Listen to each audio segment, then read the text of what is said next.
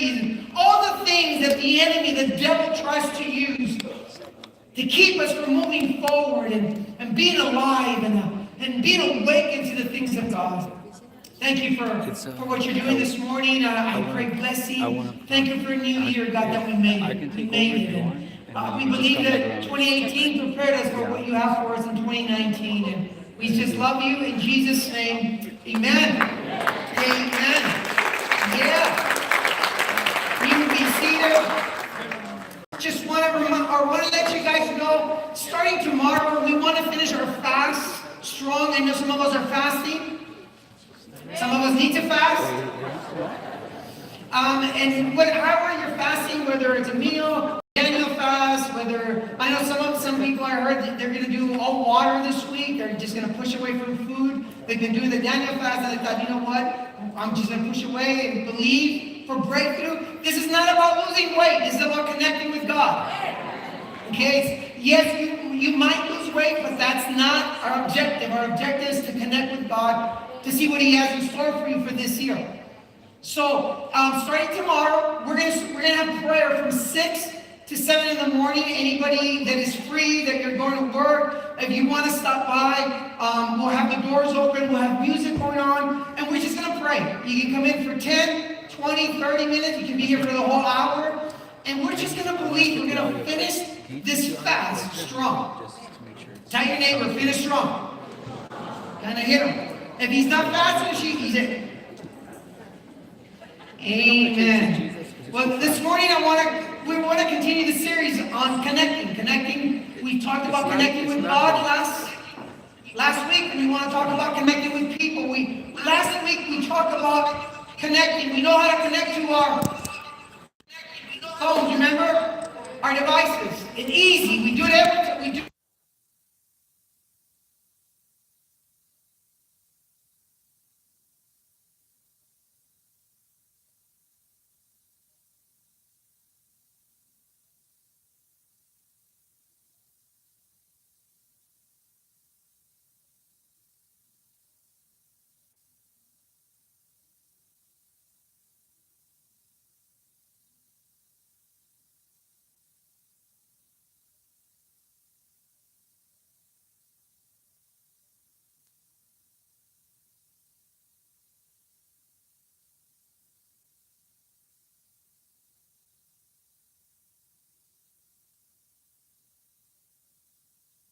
You worship. If the person next to you, if you're at a stop sign, if they think you're crazy, so be it.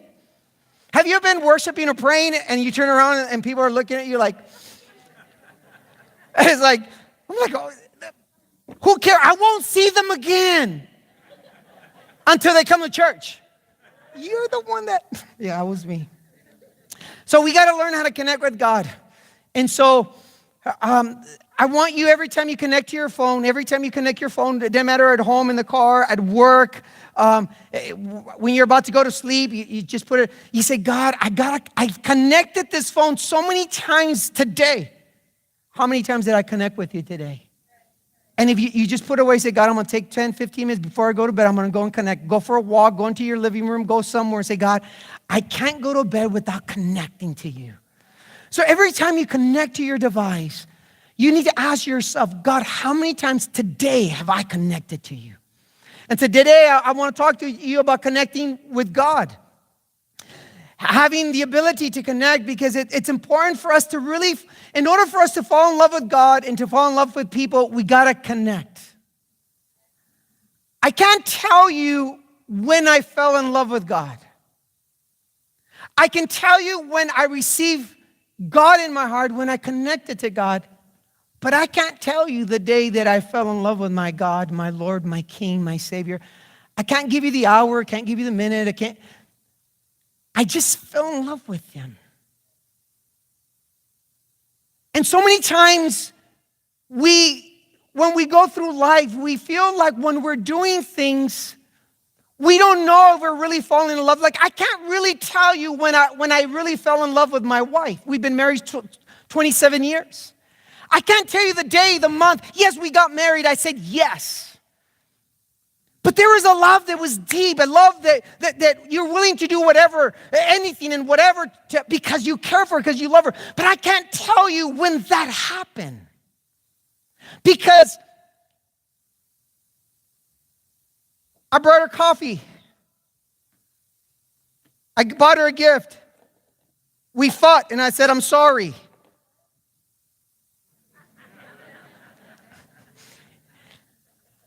I was consistent with God.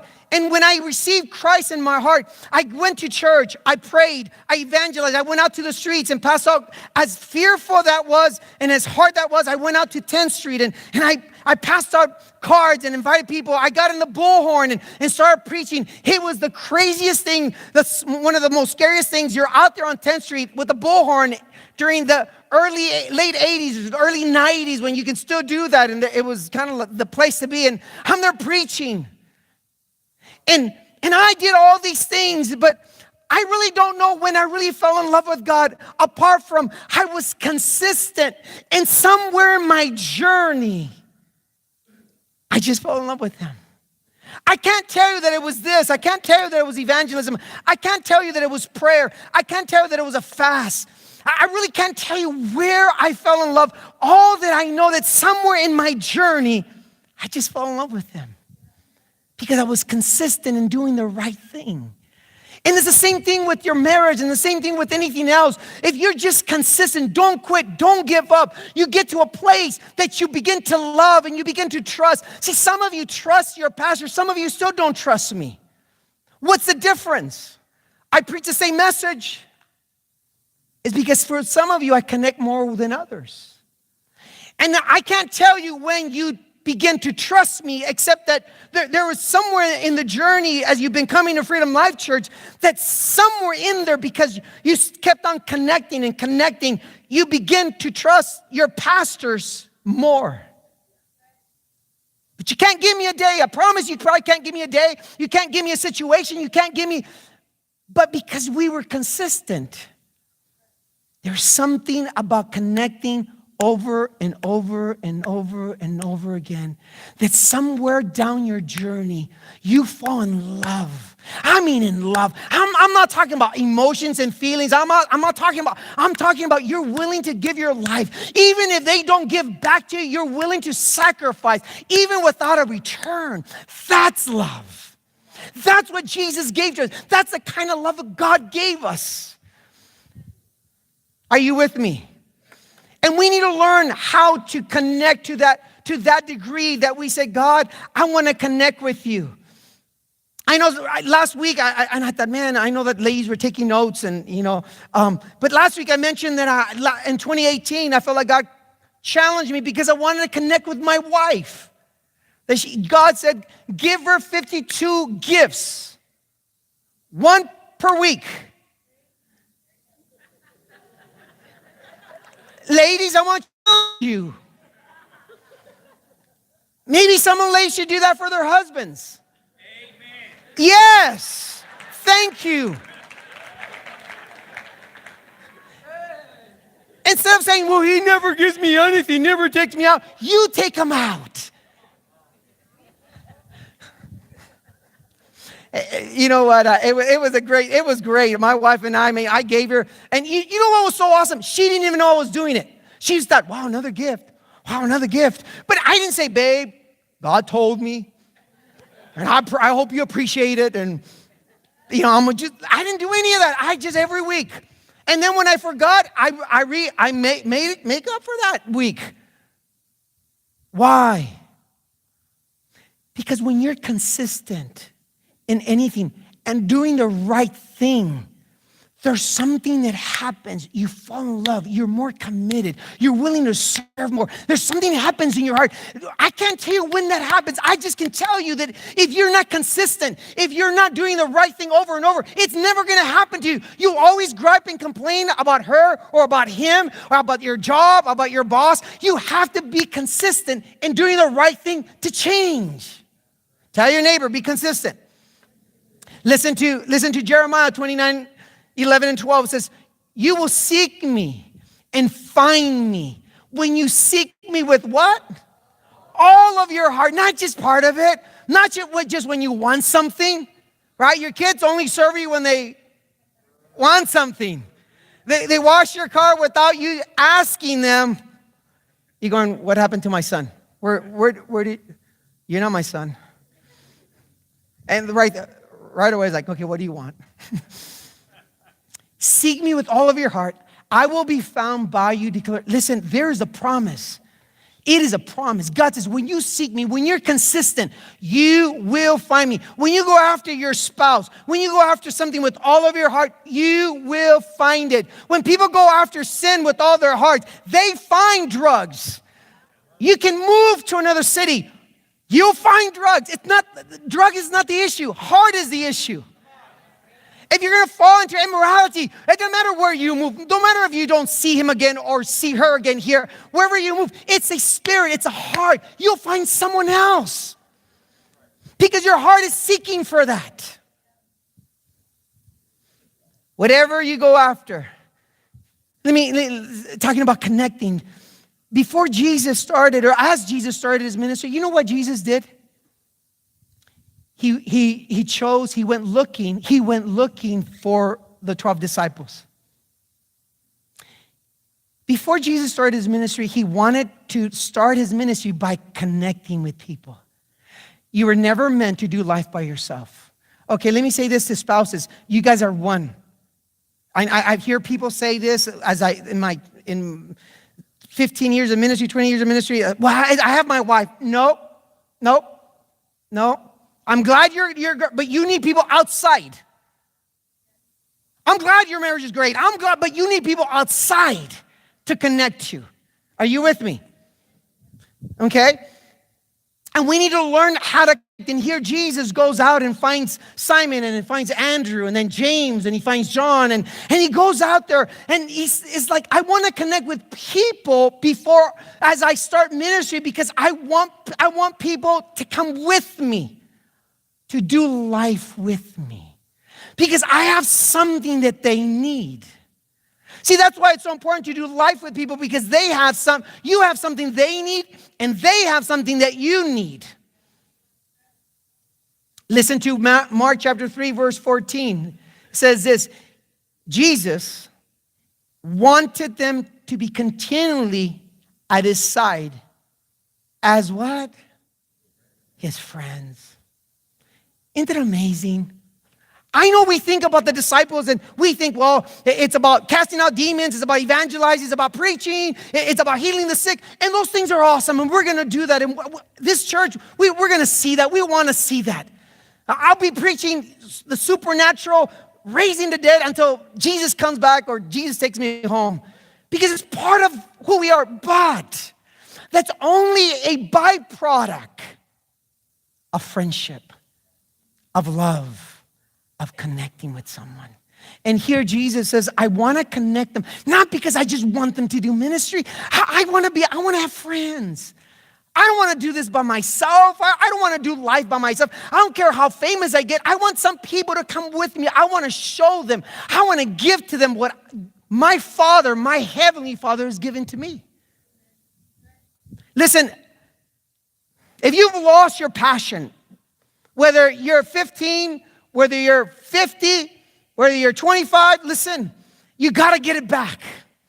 You can't die. You can't live life without passion and desire. I guess we'll have some coffee in a little bit. You guys are kind of quiet this morning. It's okay. Well, coffee will wake us up. Jesus wanted somebody to do life with. He wanted to create community and family. He wanted a group with the same value system, same beliefs. See, that's why it's so important for us to come together and have the same value system, the same belief system. Why? Because if you do that, and if you connect and you're consistent in connecting with people, you create a community, you create a family, you create values where you'll be able and willing to do whatever it takes to help someone. If this is just your religious duty, if this is a club, if this is you go to do your religious thing every Sunday, friends, and you never connect, you wonder why you struggle. And there's some people, I'll be honest, that don't want to connect. And that's not Christianity. That's not Bible. I remember someone, a few years ago, I had asked someone to go, there was a man here, and I said, go get his name. He's been here for a while. Just get his information. Man, I really want to connect. I want him to connect, so forth. And so I sent this young lady to get the information. And I'm sorry I sent her, and she's here with me, and I'm not going to point her out. And she comes back to me, and she's like all depressed and down, and like, Pastor, he didn't want to give me anything. He said he didn't want to connect. He said he just wanted to sit down, hear the message, and leave.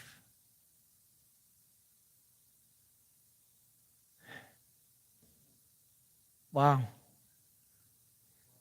Can you imagine doing that to God? Say, God, I don't want to connect. I just want to, just feed me a little bit and I'll be happy. Honey, I'm just coming home so I could have dinner, but we're not connecting any other way. Just make my tortas, make my fajitas, and I'll be happy.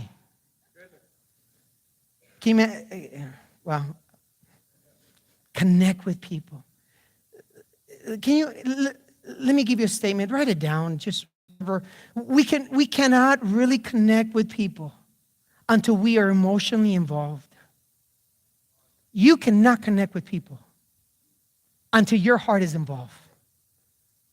And it caused a problem here, and it's kind of sticky, and I'm going to tell you why it's sticky. Okay, I'm not going to go off on this tangent, and this is another sermon. Yes, men and women, you need to be careful, because yes, you need to be connected emotionally to have a relationship.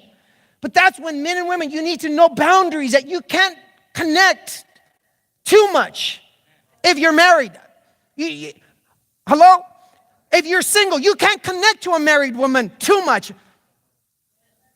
You cross boundaries that God has placed there. But, see, that's another thing. But, because we're talking about connecting with people now. You cannot connect with people in our church unless you're emotionally involved, until there's a heart-to-heart connection, until you begin to care about them, what they're going through.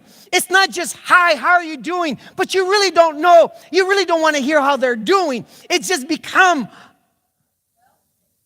something for us to say. How are you doing? And they're talking, and you're like, oh, hold on. Come on now. And they're talking to you. You say, how are you doing? And they're talking to you, and you're just, has that ever happened to you? You're talking to someone, and they ask you how you're doing, and you begin to talk, and they're like this. You're standing in front of them, and they're like, I'm right here. If you didn't want to know, don't ask me. If you really, because if you want to know how, and most people don't want to know. I didn't say all people. I said some people don't want to know. It's just a thing for us to say, so we can look like we care. Okay. It's hard for us to connect because we need to be emotionally involved. And we are cautious people. We're cautious with God, and we're cautious with one another. This is why. Because we don't want to get hurt. Let me give you 2 reasons. You can write them down. You can believe me or not, but these are the 2 major reasons. And there's more, but I'm going to give you 2 reasons the Bible tells us why we don't connect. Number 1 is shame. You don't connect. We don't connect because some of us have a shameful past. We don't know what people are going to think of us if we really share our heart. We don't know if they're going to accept us. We don't know if they're going to love us the way we are. And so shame keeps us from truly connecting with people, because if they only knew us, right? We say, well, if they only... Listen, I talked to someone this month, and this person had been carrying something since childhood, and they had been walking in shame. And he said, Pastor, and he told me, I said, listen, it's under the blood. I don't see you any different. I love you. I still believe in you. I still, and he said, Pastor, you don't know the weight that I just felt like a weight just came off of me just by sharing, just by connecting. But because I've been carrying this with me for so many years that it's like, just talking about it, I'm like, listen, I've heard worse. I love you. See, friends, shame keeps us from truly connecting with people. And some of us today are carrying things that we've never said to anybody. But the enemy beats us day in and day out. And God says, if you just connect with someone, the right person, okay, you got to connect to the right people as well. You know, there's some people that just want information to put it on Facebook. Oh, did I just say that? That was an inside thought that came out. You know, that was a thought. You want to put an Instagram? Did you know? You don't even have to put their names. You know, everybody knows who you're talking about. And I want to encourage you this morning. Listen, God is a loving God. He loves you. And He wants you to connect with Him, but He wants you to connect with people. And when you just let it out, tell someone, listen, there's a weight that's going to come off of you this morning. If you just say it. Listen, it doesn't matter anymore what people think of you anyways. Jesus forgave you, and you're moving on. You have a great destiny, great purpose in life. Who cares what people think? The second reason, shame. Second is fear. People are afraid. People are afraid of being hurt again. People don't connect with people because they've been backstabbed. People are afraid of being abused again and used again. You're afraid that as soon as you open up and you share, that person leaves your life for something just foolish. They got offended and they leave your life and you're going, did I just waste these past 2 years trying? Have you ever felt that? Like you just wasted time with someone? I'll be honest. Raise your hand. Be honest. I have. I felt that. It didn't mean it happened. It didn't mean it was a waste. But you feel it. It's a feeling. It's an emotion. See, that's why it's important. That's why people don't connect. Because until you connect emotionally, you can't really connect. And people don't connect because they're afraid. There's a fear of getting hurt again and being abused again. And God said, listen, if you repented, if it's under the blood, there's nothing to be afraid. Hopefully these things cause us to grow and to develop in our Christian walk. Because if we don't fix these two things, this is what happens. The third thing happens, and it's not up there. You begin to hide. When there's shame and there's fear, you hide. You hide behind excuses. You hide behind, Pastor, that's just me. No, that's not like Jesus. And you begin to hide behind your workplace, and you begin to hide that you're always busy. And you begin to hide because, Pastor, I've always been. One of the first things that happened, if you read Genesis, when Adam and Eve sinned, they hid. As soon as you begin to hide in your heart, you begin to excuse why you do not connect with people. That should be a red light flashing, saying there's something wrong in your heart. There's either fear, there's shame in there, and you need to get rid of it. Because after you begin to hide, you begin to blame. You begin to blame why? Well, if my boss would, if my pastor, if they would only, and if they would, I don't serve because you're shifting blame. Sounds like Adam and Eve. Are you with me? So this morning, I just want to encourage you.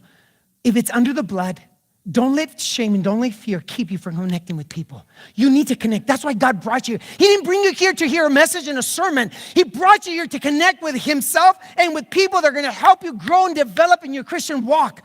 Sermons might give you some little bit of direction, but it's people that you can embrace. It's people Monday through Sunday that will help you grow in your Christian walk. It's not just a sermon. A sermon is just one piece. It's throughout the week that matters. Listen to what first, I love this verse. I want you to highlight, underline this verse. Because we loved you so much, we were delighted to share with you not only the gospel, as good as the gospel is, it's not enough, but our lives as well. The gospel is good, powerful, but you need someone to show you how real the gospel is. For that person to be an example, a testimony of what the gospel has done. Share your life. Share your life. You say, Pastor, how? I don't know how to connect. I'm going to give you, for real simple, connecting. You know how I connect? Some of you know. Coffee. Let's go to IHOP. Let's go to... Let's go to Starbucks. Let's go to Jitters. Let's go have coffee. You connect. You talk. You talk about life. You talk about work. You talk. Some of you, let me see. Some of you connect by exercising. You like to exercise. You have to have purpose. Don't just exercise and you go. You don't just go have coffee. And you say, when I go have coffee, when I go exercise, I'm going to open the door. I'm going to create an opportunity for me to know that person. And I want to be vulnerable too for them to connect with me. See, if you're not vulnerable, people will never be vulnerable with you. If you're not real, people will never be real with you. Some of you connect, whether exercising, running, you're talking about life and you're getting to know about their kids and their children and you're getting to know about their finances and the marriage and life. This doesn't work with me a lot because I'm like puffing and huffing and like want to die, like everything's hurting, like, oh. But for some of you, I mean, this works. For some of you, shopping. Ladies, shopping. You go shopping with a purpose. You go, I do, Pastor. I was looking for the shoes. No, not that kind of purpose. It's like, I had a purpose, Pastor. I'm like, oh, I had to go. I'm talking about who you invite. Hey, let's go. I need to go buy something. You know what? You don't have to invite them. You can do it by yourself. But because you want to connect, you want to start pouring your life. You go, listen, men, I've taken some men with me in the past to go shopping for my wife. I do it with the purpose. Because I know their marriage, I know their situation, and I just talking. I said, yeah, I enjoy shopping. I used to hate shopping. You can ask Pastor Kathy. I hated shopping. It's like, I used to be a very impatient man, and it's like, we would get into argument about, that's another sermon. But anyways, I don't want to get into that one right now. But now that we've been together 27 years, and I love shopping now. I really enjoy it for her. Like I enjoy, and I'll take men.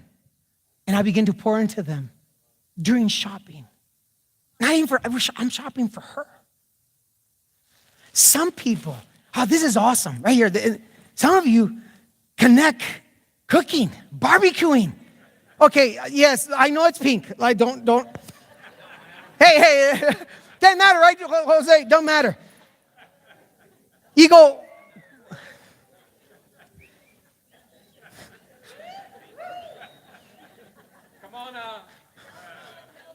and then you begin to talk.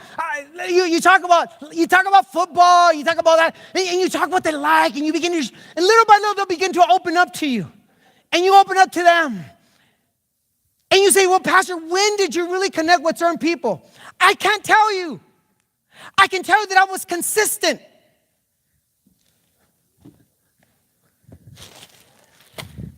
And there's more.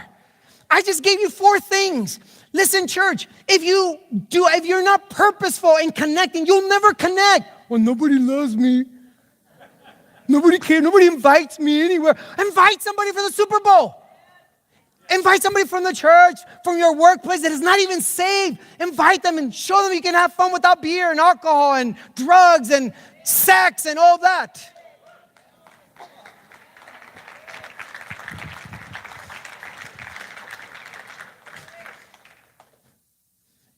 Super Bowl is coming up. Invite someone.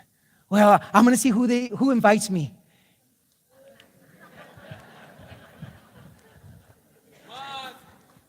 You know some of you are thinking that. I wonder who's going to invite me. Instead of saying, who am I going to invite? Who do I want to connect with? See, this is Christianity. God is going to say when he's judged, how many people did you connect with, P.Eliud? Not just how many barbecues did you have? How many times did you go shopping? No, how many people did you connect with? Did you pour into? Did they pour into you? And you, man, can I give you an example? Over coffee this week. I've been meeting with pastors and I've been trying to become more vulnerable with pastors. It's just pastors don't have sometimes a whole lot of people to open up with.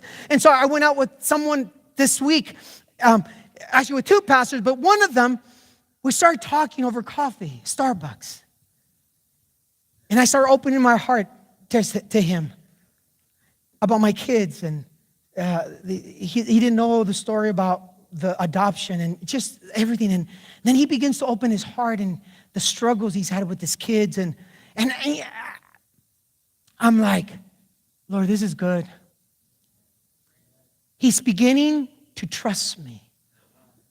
When did that trust happen? Not then. Because I've been texting him almost every single Sunday. I call him. I've had him over. We've gone all over. We've been to Chick-fil-A. I was consistent. And now this one, he opens up and I open up. When did that happen? When did I begin to trust him? I don't know. All I know that it happened. Because somewhere down the road, down the line, I was consistent. God began to change in my heart.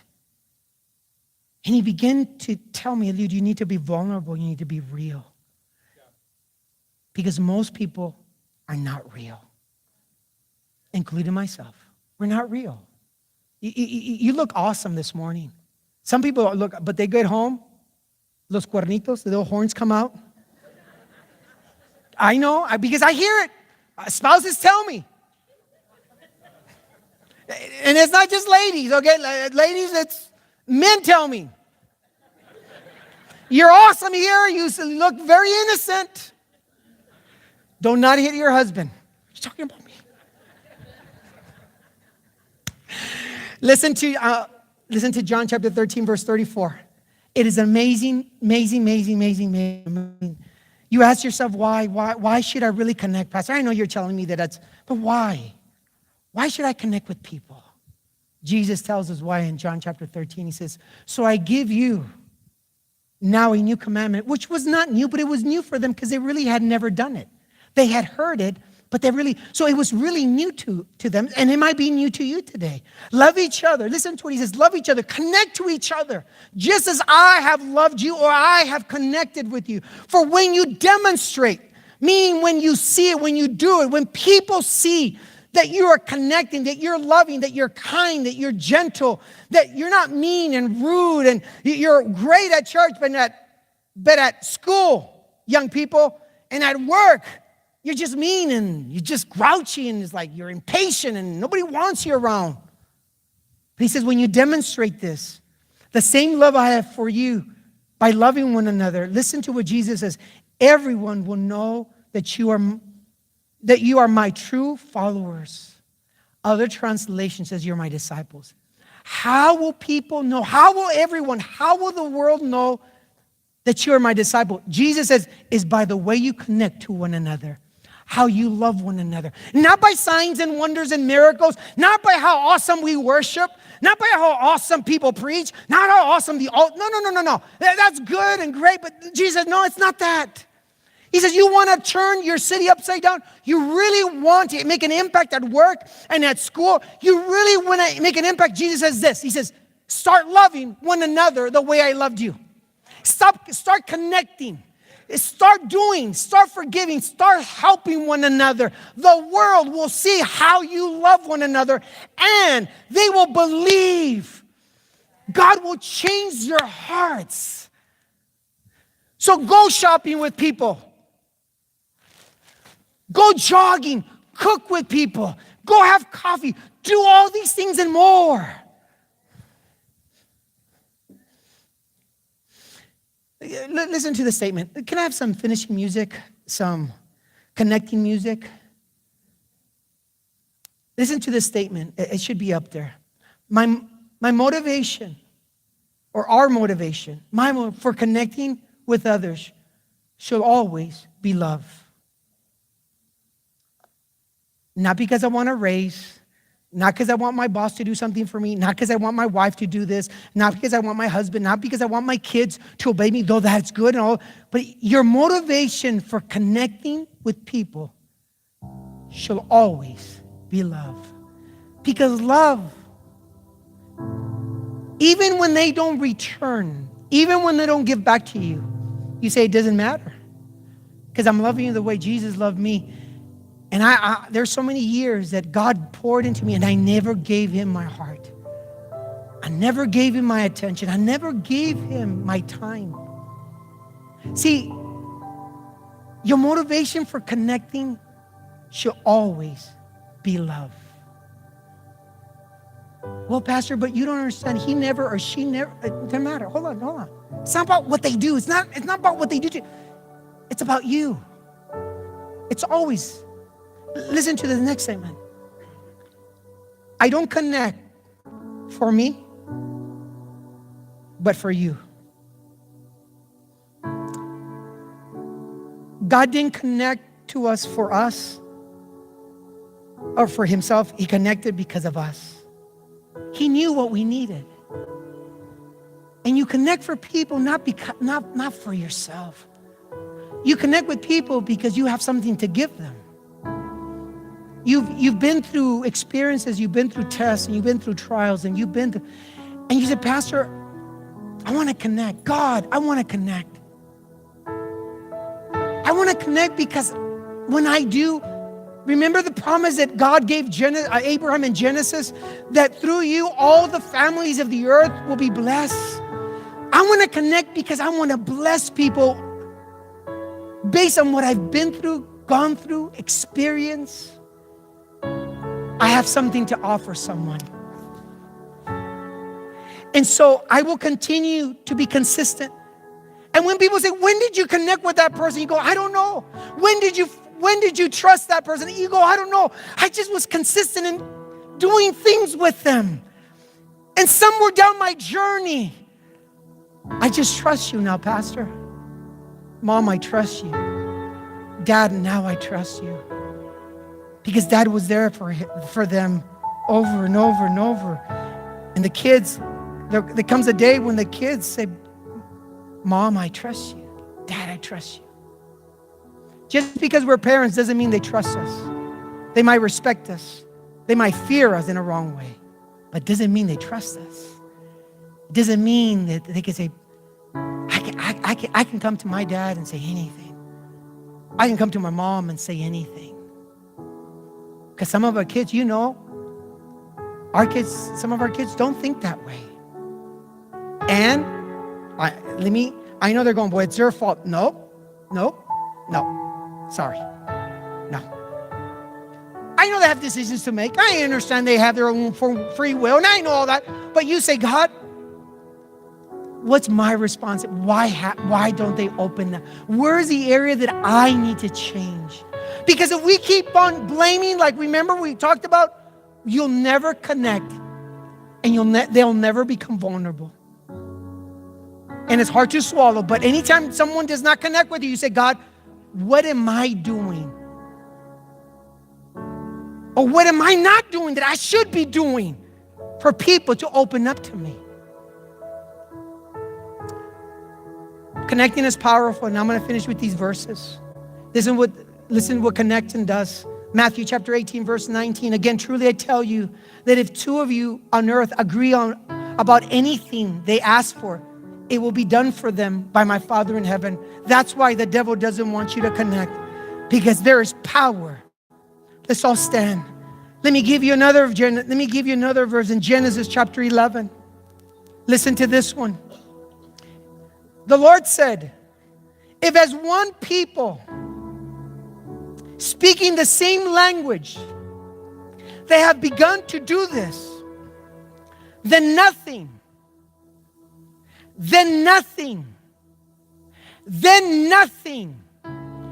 absolutely nothing they plan to do will be impossible for them.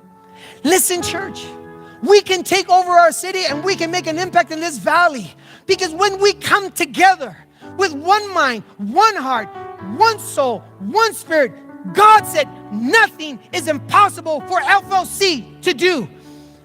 We are able to accomplish anything we put our minds to do.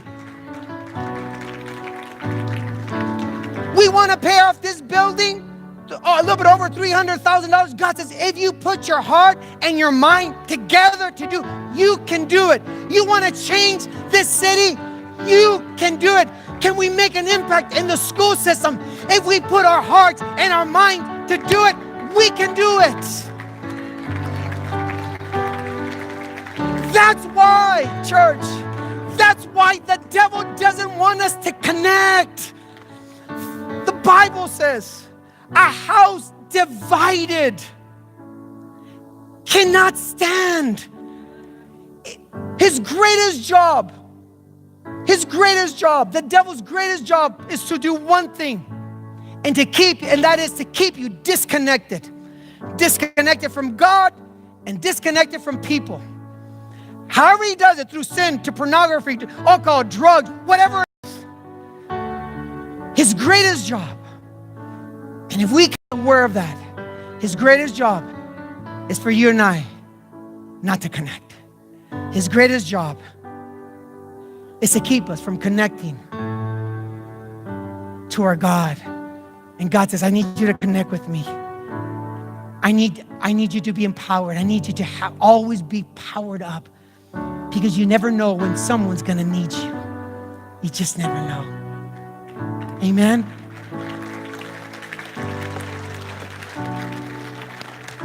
Your homework for this week, your homework. I'm going to give you homework. It's like a school. I need you to do one thing. Don't do 20 things. I want you to do one thing to connect with someone. Invite them over for barbecue or something. Cook for them. Go exercising. Some of us need to go do this. No, it's good for you. Do this. Some of you need to do this. Some of you need to go shopping. Men and women. Men, if you're men, remove the credit card from them. Just give them $20. Yeah, just $20. Don't remove the credit cards from her, or sometimes from him. Sometimes he's a shopper. I don't want to say. I know some people here don't know. Go shopping this week. Invite someone for coffee over to your house. You don't even have to go buy it. You don't even have to go to the bar. Go to your house and come over. Let's have coffee.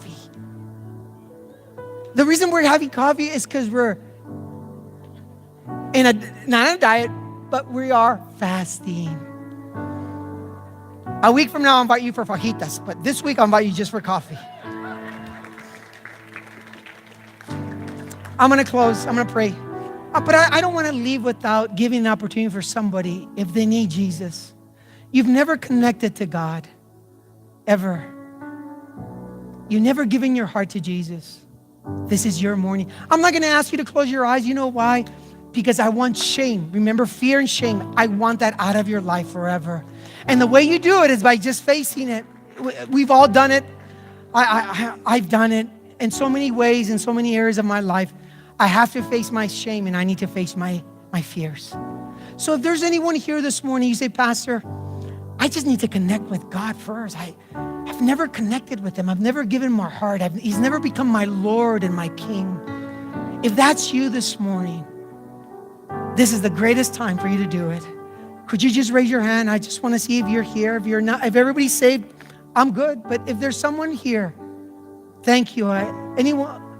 Anyone else? I see you, ma'am. Anyone else? You got to lift it high. No shame. Yeah, no shame, no fear. Anyone else? I see your hand. Yes. Anyone else? Can I have some ministry teams right here? Someone take, John, can you take them to my office? Can you take them to my office? Yeah, let's give them a hand.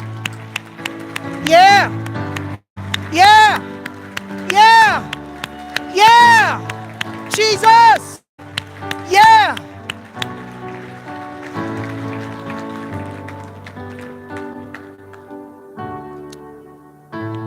I can't tell you how powerful and how important it is for us to connect with God and with people, and connect with the right people that will help you in your walk with Jesus. I'm going to ask Pastor Kathy to come, and she'll dismiss us in prayer. She might want to sing something. I'm not too sure. But listen, starting the year, this is what God is saying for 2019. You got to connect with me.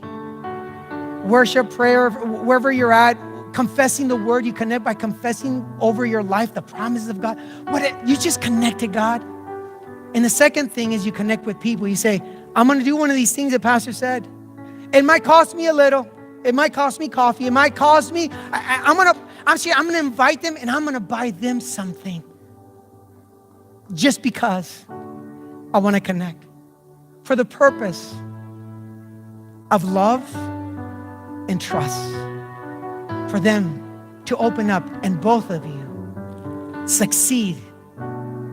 Both of you are winners as you connect to one another. Amen. Pastor Kathy.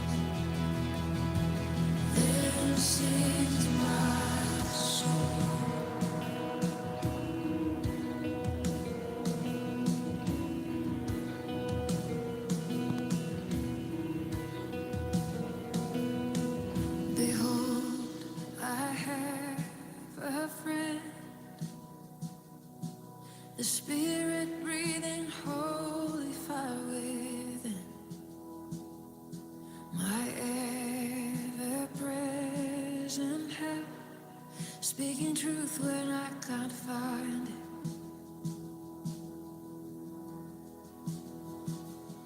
Light up this broken heart and light my way until my time on earth is done. Oh, Holy Spirit, breathe in me like kingdom come. Oh, Holy Spirit, let your work in me be done. Oh, yeah. Then sings my soul. Then sings my soul. How great your love is. How great your love is. Then sings my soul. Then sings my soul. How great your love is. How great your love is. Then sings my soul. Then sings my soul. How great your love is. How great your love is. Then sings my soul. My God, He who was and is to come, prepare the way until the work on earth is done. Watch as the clouds He rides, swing low, lift up the sound as He makes our praises throne.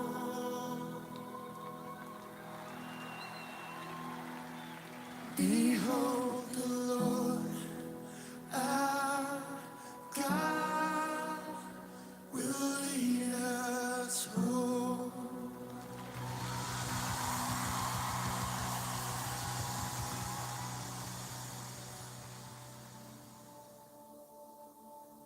You were the Word at the beginning, one with God the Lord Most High. Your hidden glory in creation, now revealed in you, our Christ. What a beautiful name it is. What a beautiful name it is.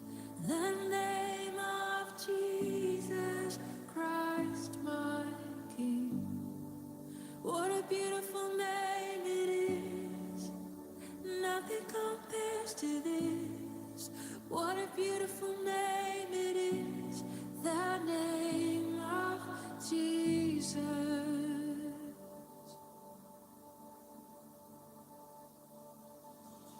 You didn't want heaven without us. So Jesus, you brought heaven down. My sin was great, your love was greater. What could separate us now? What a wonderful name it is. What a wonderful name it is. The name of Jesus Christ, my King. What a wonderful name it is. Nothing compares to this. What a wonderful name it is. The name